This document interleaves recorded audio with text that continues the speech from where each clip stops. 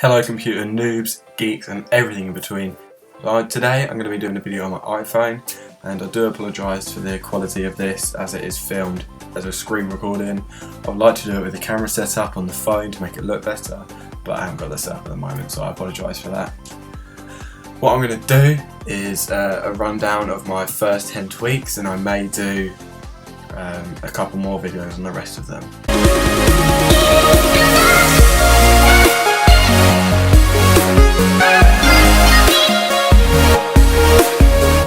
The first thing I'm going to do is open up settings,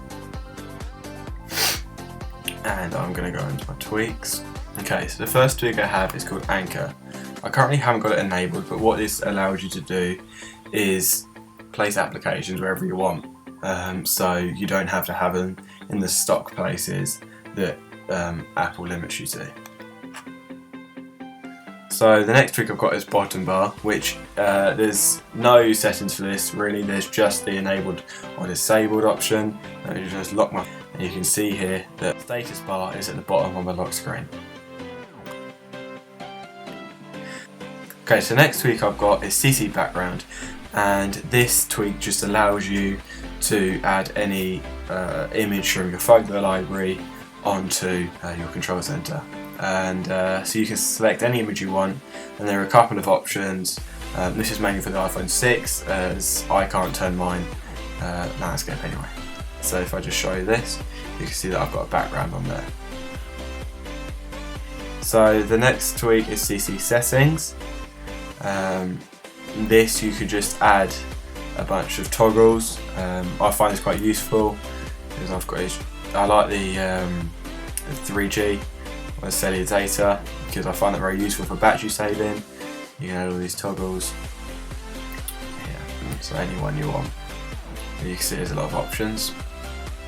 The next one I've got is ColorBanners, which I'll just show you with the test banner. Just changes the colour of the banner depending on what the colour of the icon of the app is. I'll just find that up. The next one I've got is DockShift. Basically you can change the colour of your dock. So I've currently got mine as milk glass, so it sort of takes the background and blurs it slightly. I currently have another tweak enabled which I may show in another video, but that's why it's that small. That's not to do with DockShift, but you can see the colour change from the normal iOS 8. Back to the settings. So next one I've got is Flux. And Flux is such a great tweak, especially if you're using your phone a lot at night on something like Twitter. It's mainly white background. It's quite bright. So if you go to at night, you can choose. So as you can see, so you can choose different colours. Unfortunately, due to the screen recording, the colours aren't changing. But if you get this, then you will see what it does, the different sort of settings you can have. But so the next one I've got is Hide Me 8, and this one is kind of as it explains, you can hide certain features throughout your iPhone. So you can change the control center, the lock screen, the notification center, the springboard and the status bar.